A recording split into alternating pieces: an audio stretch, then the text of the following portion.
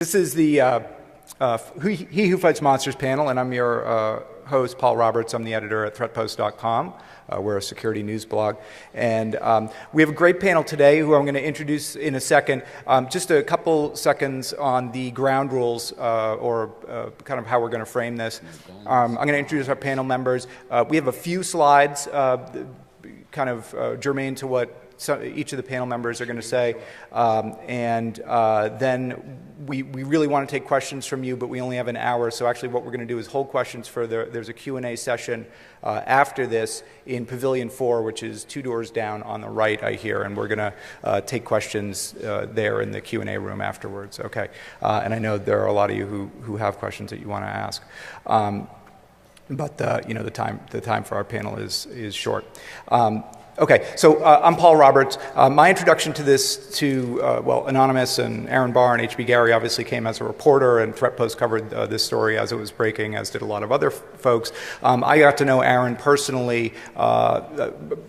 He reached out to me after I wrote a kind of an editorial piece called Winning the War and Losing Our Souls, which was written at the time of the RSA conference. And if you remember, H.B. Gary kind of pulled out of that conference at the last minute after all of this stuff broke. Aaron reached out to me after that editorial, and you can Google it. I think because I was probably one of the few journalists who actually expressed sympathy for him and what he had to endure as a result of the attack by Anonymous.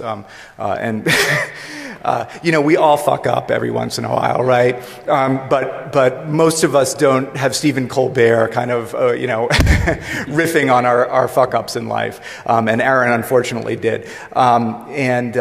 He, at that time, myself and I know Josh, thought about Defcon as a great way to kind of come back to this issue, hopefully with Aaron in our midst, to figure out what it all meant. And Aaron also, to his credit, very much wanted to do that. Unfortunately, attorneys got involved, in particular attorneys for H.B. Gary, which put the kibosh on that plan. They contacted Aaron. They, you know, basically threatened a lawsuit if he were to appear in this panel. They called his new employer and let them know that they would be, you know, pursuing legal action. And, you know, Aaron's a guy who's got a wife and kids and a mortgage, and we all know how that works. But I want to, you know, just in the beginning of the panel, sort of give props to Aaron Barr for having at least the courage to, you know, put himself out there and propose to come up here, even if the lawyers kept him from doing it. Okay, let me introduce our panel members, starting from the left. Josh Corman is the Director of Security Intelligence for Akamai Corporation. He says, unless you have plans to attack him, in which case he is the Research Director for the Enterprise Security Practice at the 451 Group. Josh has more than a decade of experience with security and networking software. For real, it's a real decade, not an 8-year decade. And most recently serving as, before Enterprise Security Practice, a Research Director for the Enterprise Security Practice. Before that, Principal Security Strategist at IBM Internet Security Systems. His research cuts across sectors to the core challenges of the industry and drives evolutionary strategies, yada, yada, yada. Jericho, to his right, has been poking around the hacker security scene for 18 years. That's a real 18 years, okay, not the kind of 18 years that are only 12 years. Building valuable skills such as skepticism and alcohol tolerance. Which he's put to the test at this year's show. As a hacker turned security whore, he has a great perspective to offer, unsolicited opinion on just about any security topic. He's a longtime advocate of advancing the field, sometimes by any means necessary, so we're going to talk about that. And he thinks the idea of forward thinking is quaint. We're supposed to be thinking that way all the time. No degree, no certifications, just a willingness to say things that most industry is thinking, but unwilling to say themselves. He remains a champion of security industry integrity and in small, misunderstood creatures, and you can find him at attrition.org. All right, yeah, let's hear it for attrition.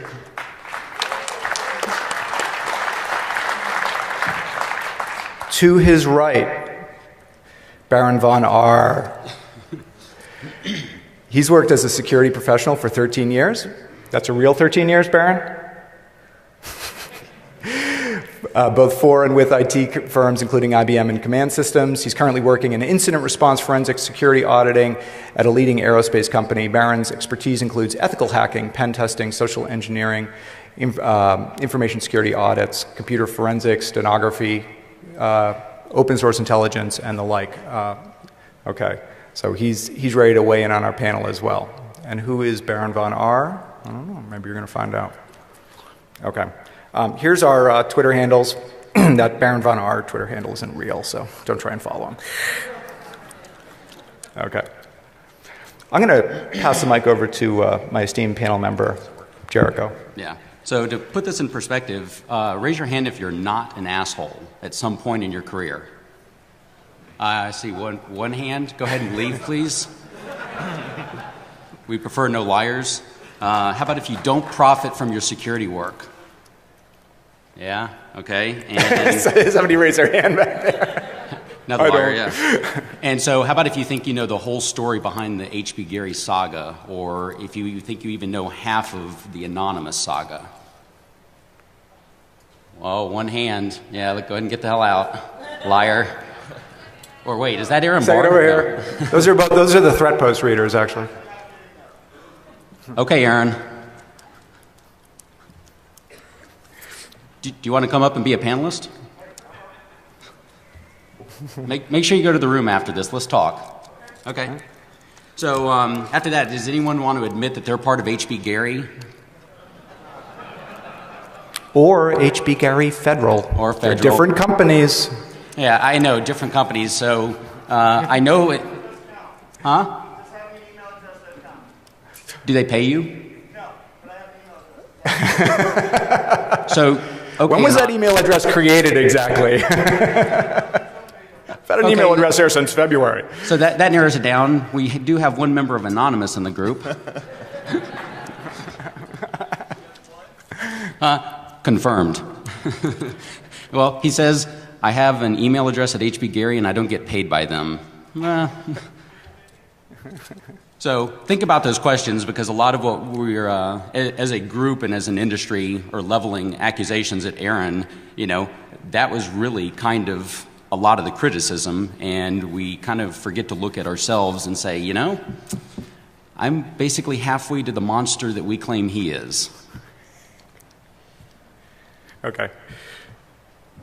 Mr. Corman. All right, is this thing on? All right, so for those who don't know philosophy, the rest of the whoever fights monsters is that should see to it he himself does not become one.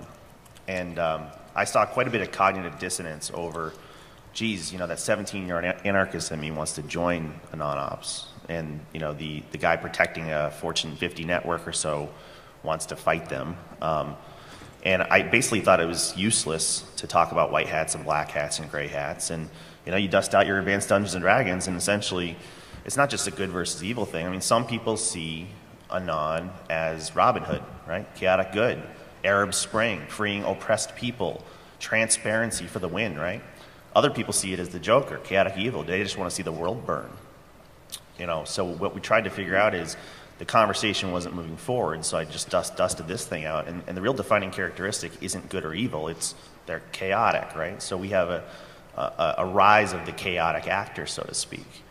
And most of the confusion or debate is we're romanticizing about the positive or attractive aspects of this, but we're not being very deliberate about which roles we want to play.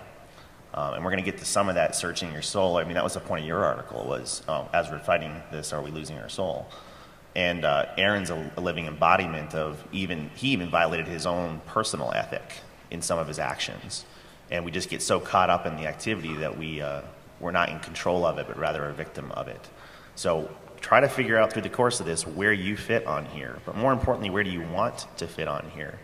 Because in our pursuit to raise security awareness or improve security, we may actually be driving something far worse than the Patriot Act, right? We may cause powerful and uninformed people to act in powerfully uninformed ways. And real quick, he didn't realize it when he made the slide, but the boxes that actually have a hat, those are off limits. None of you in this room fit any of those bills. So figure out which of the other 6 boxes you are. Great. Barron, any thoughts?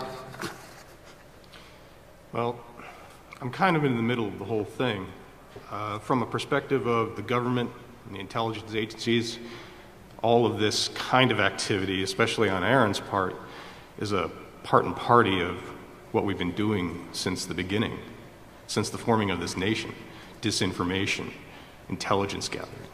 So what Aaron did, yes, it kind of crosses the line when you start to talk to a company or in this case, a law firm that's going to go after individuals within our own country.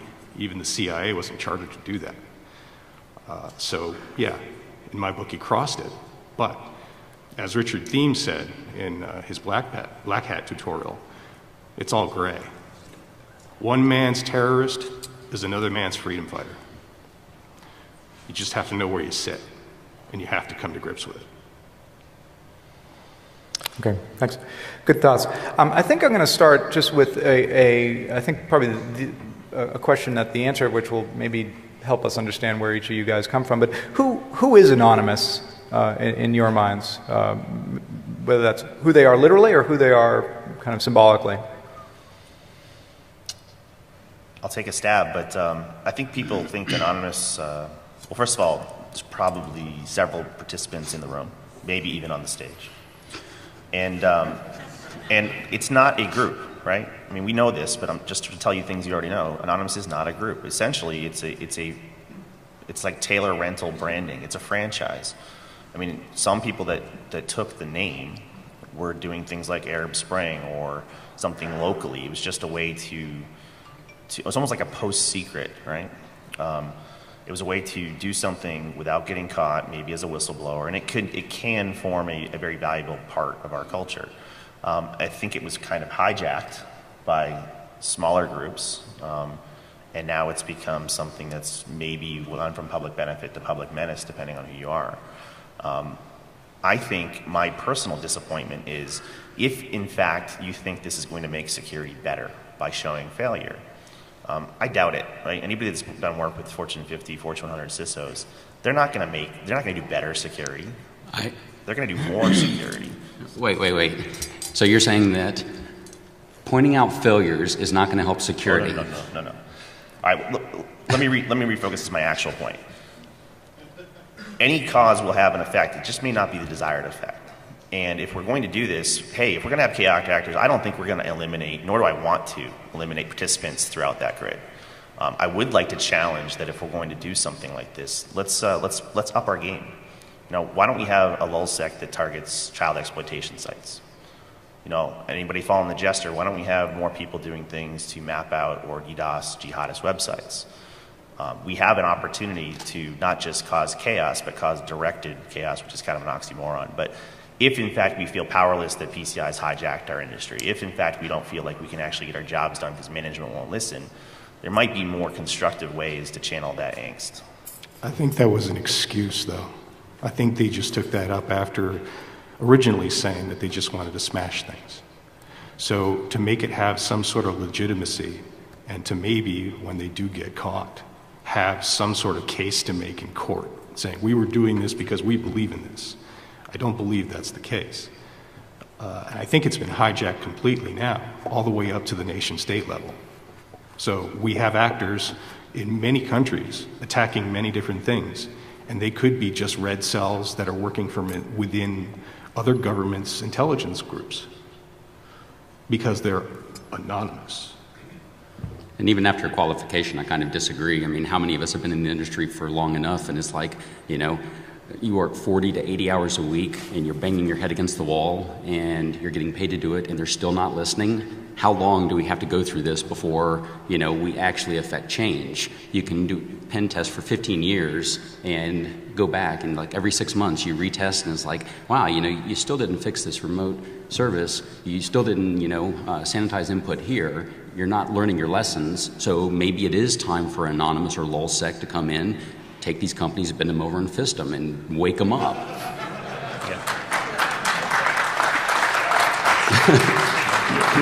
I would agree with... It's kind of anonymous as a business model, right? I would agree there's a need, but I think that the companies will just go back to their somnambulism the C-levels will just go back to playing with their iPads and their new toys, and they'll, go right across the policies and say, it's not for me, I'm a C-level. So no matter how scared you make them, they're just going to fall back into old bad patterns. It's not going to make a change. So, I'm not going to for a second say that there isn't the opportunity for some way to change the game. What we're doing clearly isn't working. I've seen the reaction of victims of LulzSec, and they're not getting smarter.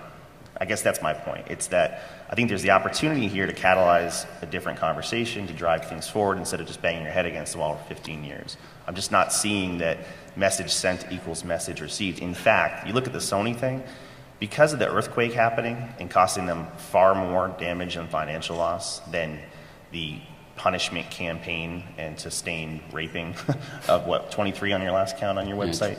Best timeline of the Sony Ponage campaign is on the attrition site. But that almost made us go from, just think of a timeline. We went from unmotivated and ignorant of the chaotic actors or of exploitation to aware and motivated, straight past that to hyper-aware and numb, right? We've gone from inaction of one kind to inaction of another. It's actually not really hurting Sony that bad. As much as we felt like, yeah, rah, we showed the weakness in their security posture. This is a rounding error on the losses they had from the earthquakes. It's a rounding error. And my fear is that, again, powerful and uninformed executives are going to look at this as a highly acceptable loss. So I'm not saying don't do this. I actually like lots of aspects of this. I think it could be channeled into a catalyzing event. But if it's simply some reason to ignore our entire industry, then we fucked up. Well, you say that, these companies aren't learning, and for the most part, you're right, but just as an example, so Sony, they get bent over in all kinds of creative ways, and that's right after they fired all kinds of security staff. Well, are they learning? Well, maybe. There was someone very high up in the Sony security job line that was at Black Hat. Well, why would they send that person here, if they had fired security staff and didn't care? Maybe now they are saying, well, okay, it might be worth, this security thingy that, we hear so much about. Now, this is going to take people like myself and others to help control the narrative. I hope the press helps control a responsible narrative. But a good lesson that Anonymous and LulzSec could have done with Sony, and what I'm trying to focus away from how were they pwned, because who cares? There's a million ways to pwn them.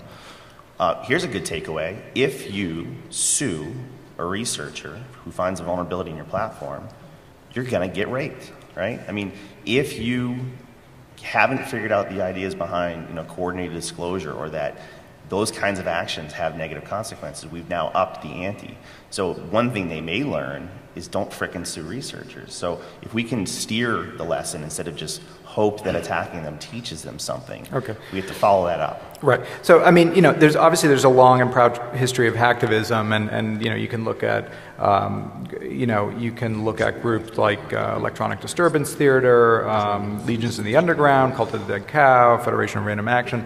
Many of the hacktivist incidents that have been documented or that we can point to are in support of political causes, human rights, and so on. I think that's sort of what Josh was getting at when he was talking about building a better Anonymous. There are certainly no shortage of issues out there that technically adept and informed people can support or encourage. I guess the question is Anonymous this? If you look across, we're talking about both Tunisia and Egypt, those operations, but also Sony. Okay, so Sony was really about GeoHot.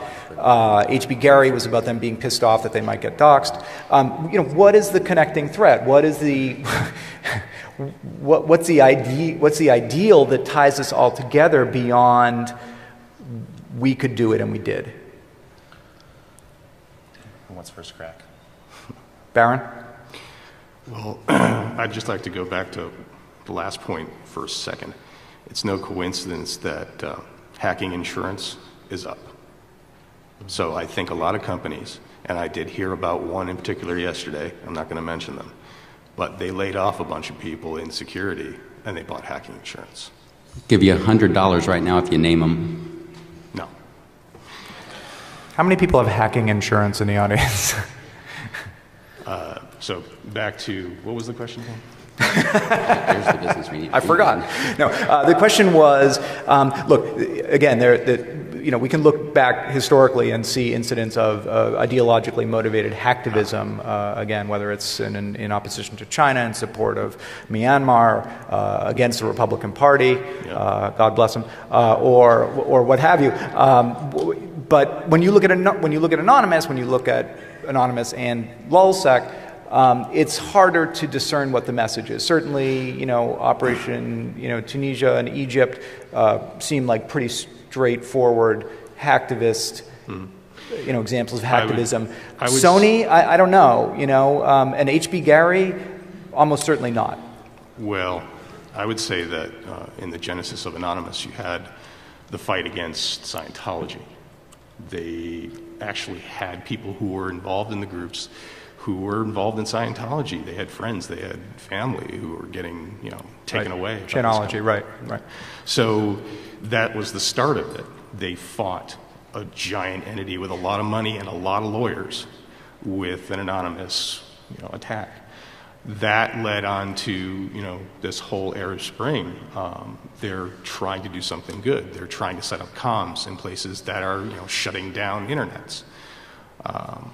But when it started to diverge into anti-sec, LulzSec, whatever you want to call it, right before H.B. Gary, it became something completely different.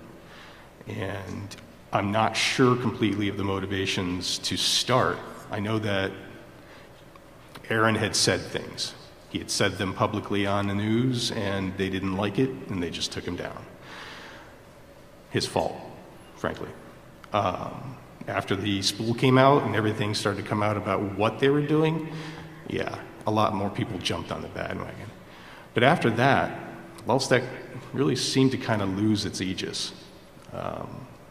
Now they're just hitting the Phoenix PD because they don't like the way the Phoenix laws are on immigration. Well, I don't like them either. But outing law enforcement officers who are bound by duty to actually carry out legislation that a legislator has put together, they have no say over? I mean, other than one vote per person? You're just putting them in danger. A CI list recently came out, evidently, too. I haven't seen it yet. But, there could be people in danger now because their names are known as CIs. I also know there's a lot of practitioners in the room. We like to break stuff in part of our persona. And he mentioned Richard Thiem. I mean, he's going to present again today, I believe. But if you haven't seen him present before, first of all, you need to see him present. But second, he's really resonating with a lot of the themes that went into the preparation of this panel. But in your day job, right, you've been working really, really hard to try to make sure you can accomplish your mission. And when you see these really high-profile, high-visibility, noisy attacks, it's going to cause the shift of focus there, right? Now, guess what? I don't really give a crap if they stole a bunch of credit cards. There's been very little negative consequence to the loss of a highly replaceable credit card. What I really care more about is losing intellectual property. It's the irreplaceable. So this is actually distracting you from your core mission, just like PCI is distracting you from your core mission. So your executives are distracted from risk management to PCI. Now they're distracted from risk management to loud, noisy DDoS attacks. What's actually going to put your organization out of business or cause layoffs, it's the loss of those irreplaceable assets. So we're now have a new noisy thing that distracts us from the actual mission we have. Now, we didn't bring it up yet, but I mean, there were groups that were taking down child exploitation sites. Anybody in here like child exploitation? It's okay if you do. Not really. But anybody in here, that's something we could all get behind, right? But there was a group, at least one group that I knew of. EHAB, back in the day. Let's up the game, right? There's some bad people doing bad things. I don't know, raise your hand if you dislike FUD in our industry. Okay. Oh, come on, more hands than that. Come on. Wake up, guys. Now, have you ever encountered a vendor that was totally full of shit? Okay. Hell, let's just have a medium grade nobility of a chaotic group. How about we have a published treatise that if you do any of the following definitions, three definitions of FUD, the cause of these three things will lead to the effect of a 3-day chain and DDoS campaign. And we will basically have a disincentive and deterrent for bullshit vendors spreading fear, uncertainty, and doubt. In short, Anonymous needs to make a menu, you know. For the appetizer, I'll take a 2-day DOS, you know, then the breach. And I'm not even advocating vigilantism, right? But I don't think it's going to go away. It's more a matter of, if we think this industry is dysfunctional or we don't think we're being heard, let's have a more strategic and intelligent approach to it, right? If you don't do these 3 things, you will never hear from us. If you do these 3 things, here's exactly what will happen to you. I think you may have more chance of random chaos motivating stupid fear to very targeted cause and effect may actually modify behavior. But, go ahead. I'll go and advocate vigilante justice in some cases. I'm fine with it, you know. Once again, if Anonymous is taking requests, attrition, we keep a list of companies that have legal threats against researchers. You know, so someone finds a vulnerability or some new cool bypass, and a company swoops in and says, you know, if you publish, we're going to sue you. Well, there you go. There's your top 10 list of companies that really need to be bent over one way or another. And the same goes again for HB Gary. They need to be taught another lesson. You know, threatening to file an injunction against Barr for talking here. Something about free speech comes to mind, but I don't know the exact quote, you know. So HB Gary, now, not only are you a bunch of assholes that said, oh, wait, no, that's HB Gary Federal, not us, you know. So, yeah, they laid all the blame on Aaron Barr. Oh, he's the mega asshole.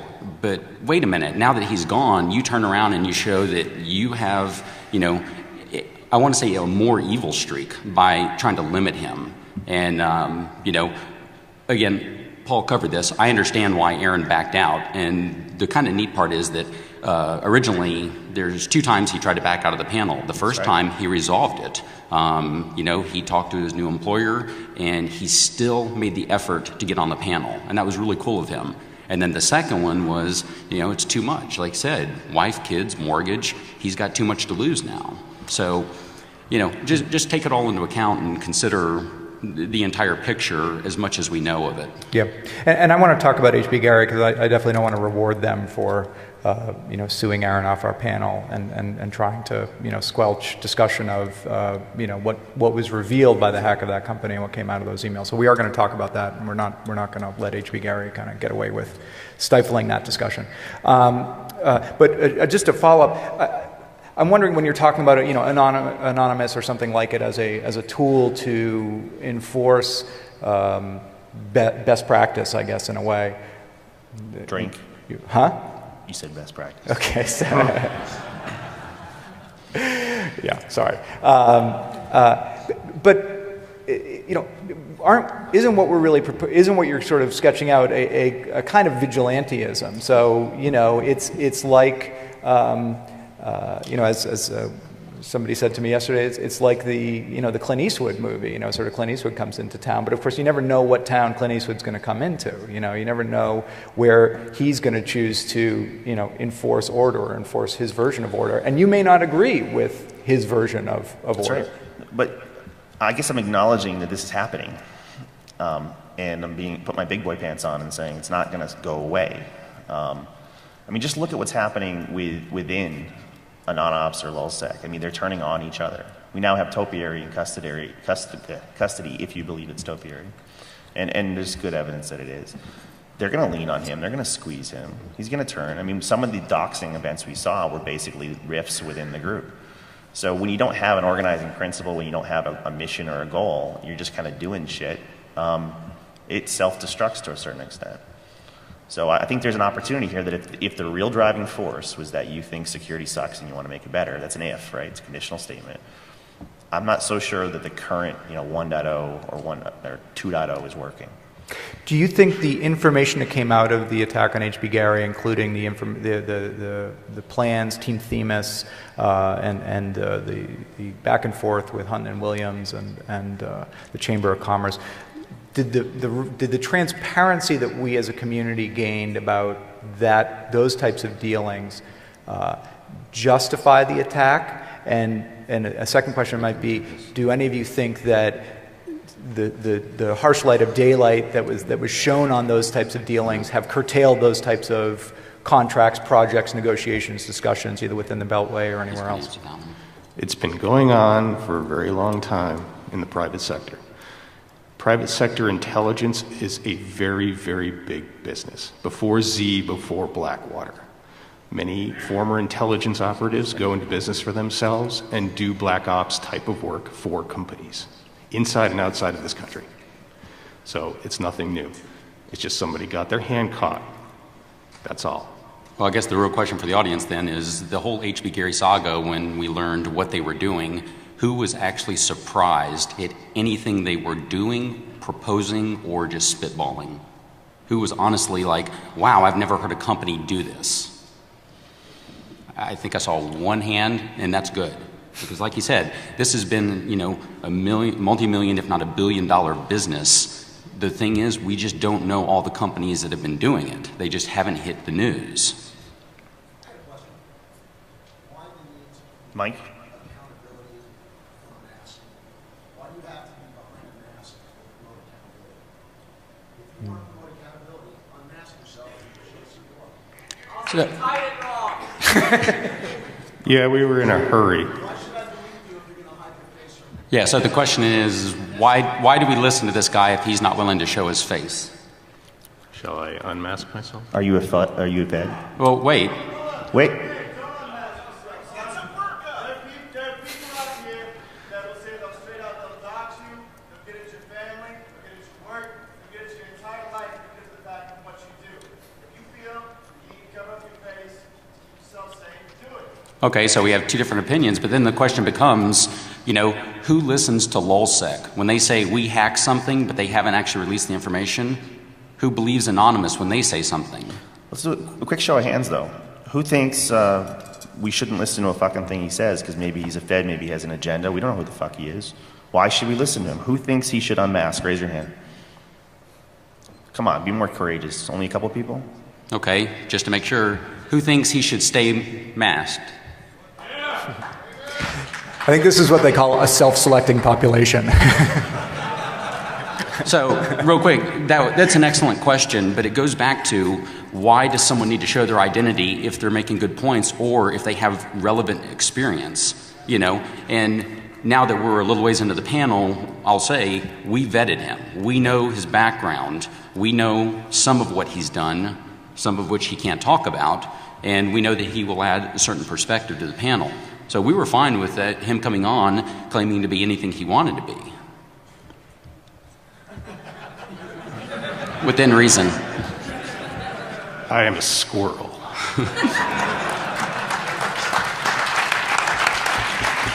New battle cry.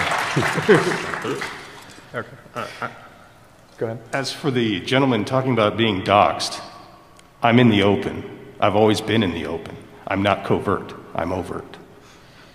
So, with that. Okay, and now everyone in the audience is going, who the fuck is that anyway? We still. I'm overt, but I don't have my picture out there that often.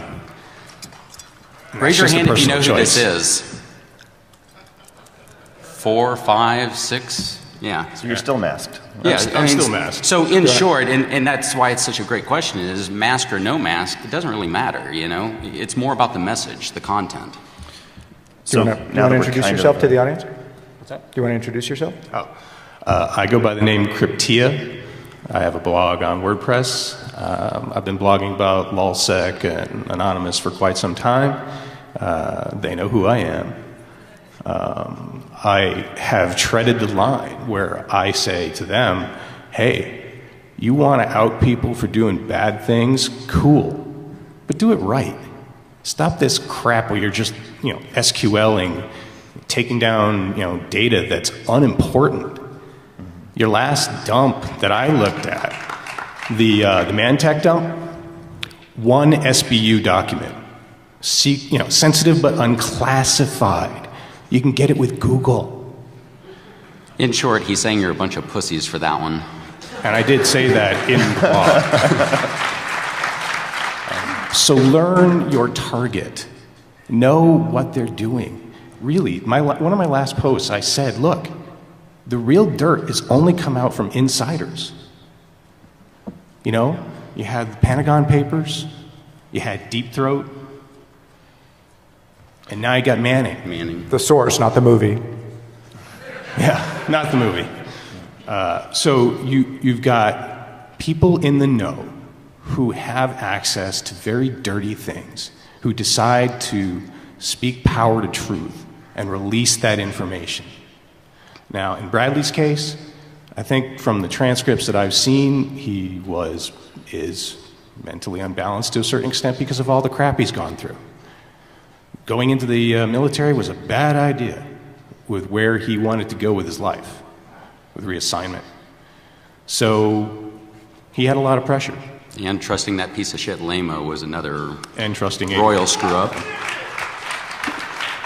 However, the collateral murder thing, the video, very important to be out there because there's a lot of shit that's gone on over in the Med that we don't know about.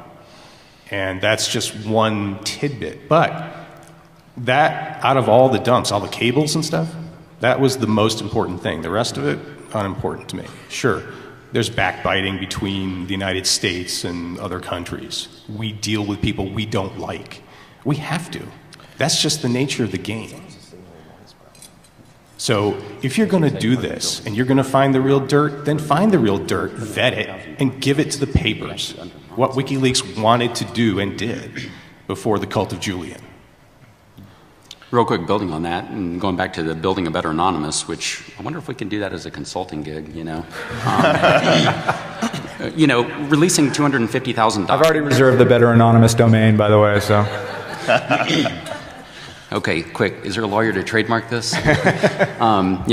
Releasing 250,000 cables is really cool, but it's also kind of hurting your cause. There's so much noise there, and there's so many pointless documents.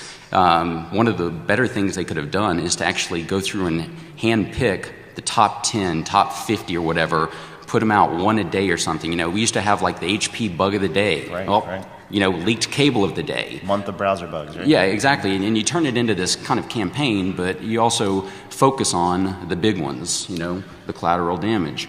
Any of the other specific cables that really out terrible things happening that the public should know about. Yep. And here's a little key for you, all you lulzies who want to do this. How do you know you have the real dirt? Right. How do you know you're not getting disinformation? Yeah, we've already shown that companies are out there doing disinformation campaigns. Has Anon or Lulz fallen into one of their traps? Mm-hmm. Have we now been fed a bunch of shit made up by the companies that we think we know something about? Okay, but let us not let H.B. Gary off the hook here, right? So, with friends like these, who needs enemies, right? Actually, I want to make a point about this. Wait, okay. We feel so powerless against this nameless, faceless flash mob, right? That instead of focusing on, the actual adversary community, we're fighting with each other because we can, right? It's almost a Streisand effect. The act of trying to intimidate Aaron off stage such that you don't draw attention has drawn so much more attention. I've had 5 people come up to me saying, guess who my next target is? It's H.B. Gary. Now, I'm not suggesting that, but people are already thinking it, right? So, they just put a big target on themselves in the effort to suppress good guys talking about good guy stuff. Or even going after Rafalos at Black Hat for taking a picture of somebody who had the anonymous mask near their booth. They freaked out. Chased him down. That's right. Okay, let me ask you. I think what we've heard you say is, look, what came out in the H.B. Gary emails was business as usual within the Beltway or elsewhere. The stuff has been going on for years. It's actually a big industry. Should we conclude from that that there was nothing untoward, that H.B. Gary and Aaron Barr hadn't crossed the line or were not proposing to cross the line? If you're not pissed off about it, there's a problem. Yeah, they definitely crossed the line. I think I am pissed off about it. That's funny, because when Aaron was on the panel, we weren't going to go there, but he's not here anymore. Yeah, no, so right. H.B. Gary and Aaron Barr, they crossed the line, but my point is that, that's business as usual for dozens of companies out there. you know? And even then, how many companies unrelated to that entire field of, you know, information gathering and open intel, how many of these other companies have ethical lapses? You know, if you need to be reminded, once again, attrition errata, we keep a list of shit like that. And when you start going down this list and you realize it's like page down, page down, page down, what the fuck is this, you know? And it goes back a long way. And that represents literally 10 minutes of work a week because we're busy doing other stuff. What happens if we actually built a real timeline? Every company that you do business with, they've done something shady in the past. And odds are, they've done something shady in the past 3 months. So, but just in case people don't know, you're the journalist in the room with all the facts. So, Paul, it was the Chamber of Commerce thing that really horked people, right? So can you give like a 30, 60-second overview of what was perceived to cross a line?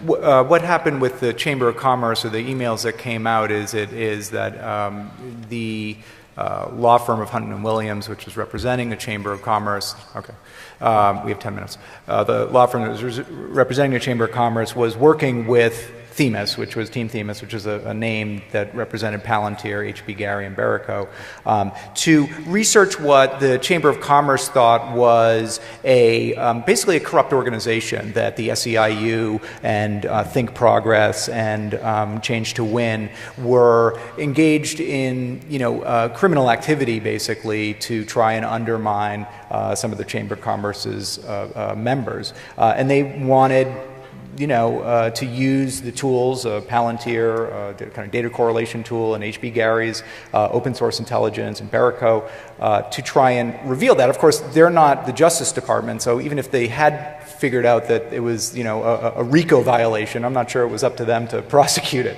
But that was what they brought to Aaron and brought to these companies to say, we have a problem and we're looking for your help with it. But I'd like to remind you that October Surprise and some of the things that Karl Rove pulled are en masse in our mainstream government. So, and these are against the other party. Okay. So we understand the Chamber of Commerce thing. I guess did the mainstream media get it wrong? I mean, did we in the press, were we too willing to buy Anonymous's interpretation of what was in those emails?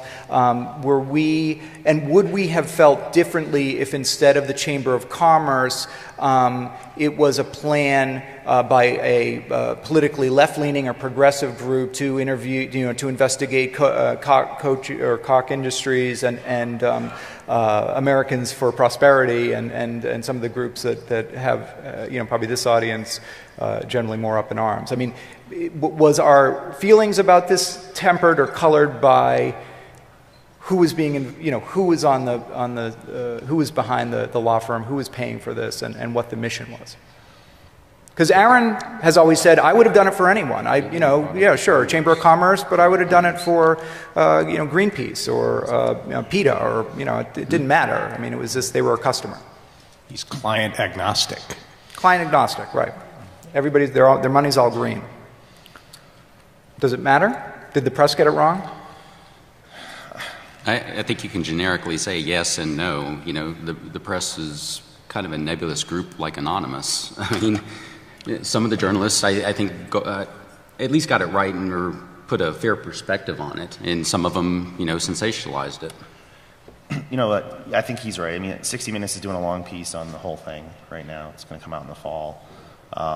Huffington Post is doing some investigative journalism on this. There's a couple stories being done, and I've personally, there's two scary things here. I've personally seen evidence that they've been manipulated on the narrative. They're being socially engineered trivially, so the press is becoming an asset of the LulzSec and the anti-sec. I've also seen that if you are trying to be an anonymous, the word truly anonymous source to the press, I accidentally socially engineered out their sources without trying, right? So I think right now it's probably asymmetrically in favor of anonymous because the press doesn't have the filter, or some press do, some of the better journalists in this trade space do, but for the most part they're being played like a fiddle. Okay. Do organizations have a right, let's kind of step into the Chamber of Commerce's shoes. Do they have a right to protect themselves from damaging or illegal activity in the same way that nations do, the United States? So we're not going to argue that the United States has the right to have cyber offensive capabilities. Do corporations have the same right? This is why I'm really pissed off that H.B. Gary, federal lawyer, to Aaron off the stage, because he had a couple really cutting questions. He had a couple really excellent points. And there is a chance now to finally have a discussion about what is lawful for defending your own interest. How far can you take it? If someone breaks into my home physically in my state, I can shoot and kill them. We have almost no ability to fight back, to hack back, to do any sort of forensics.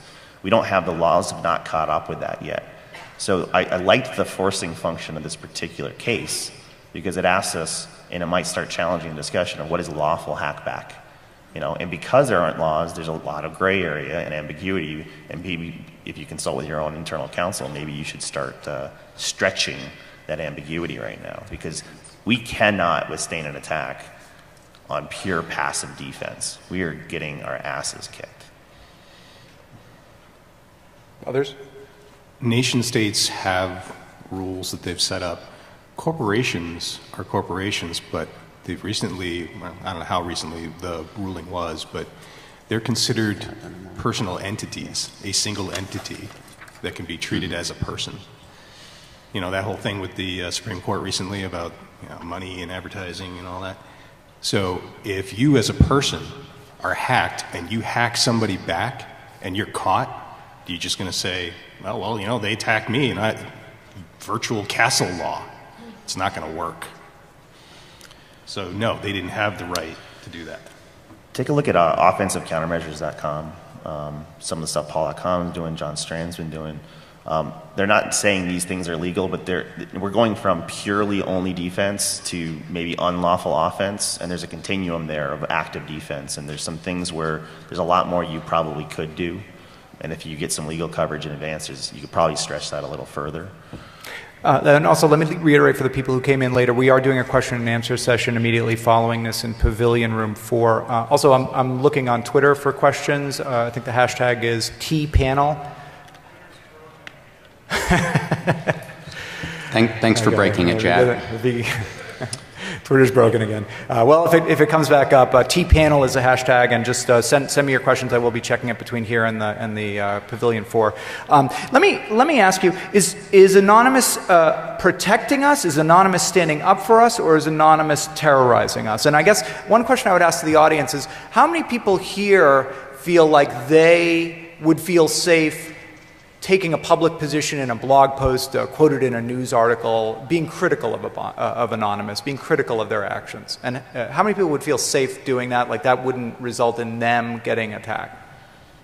Are you sure you're not sticking your penis in a hornet's nest? Right. Sorry? Well, safe meaning you don't feel like you don't worry that you would be retaliated against. Yeah. Okay. So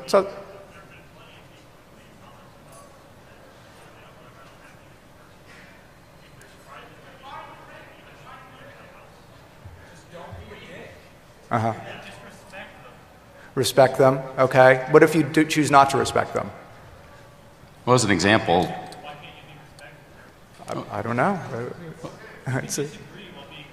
And real quick, that's what I mean. Some of the stuff that I've written has been like that, where I say, hey, overall they're doing some good, but this is where they need to improve. This was like really lame. It turns into constructive criticism, and they haven't attacked us. And like for example, LulzSec, they were retweeting one of my articles saying, oh look, this is a good write-up. So I think that while many people say, oh well, they're just wild, crazy kids, no, they have perspective too. They understand that what they're doing could be better, and they're not going to lash out just at anyone.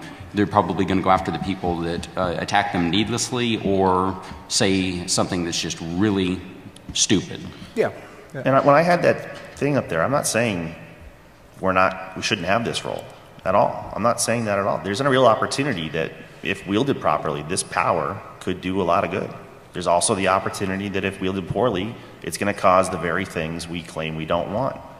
Right? So it's a complex system, and when you poke here, something happens. The question is, are you poking here to cause the right things to happen, or are you going to end up in bad places. Okay. It wasn't about eliminating anonymous. It was about building a better one. Right. And I ask that as a open question. I mean, I've certainly written about Anonymous, and I've written critically about Anonymous, and I haven't been attacked, and I think a lot of journalists could say the same thing. So I'm not saying it because I have an opinion about what the answer is to that question. But only actually attacked two media entities that did anything that they feel was wrong, and one of them was News International, who we can all agree were doing bad things. And the other was PBS for doing a documentary that they felt was state-funded and slanted to the state's opinion. right. Everyone else who's written bad things about them, they have not attacked. Right. And that goes back to my point. Right. You know, they'll go after the ones that say really stupid things, and the rest, it's like, well, yeah, that's how journalism works. Right.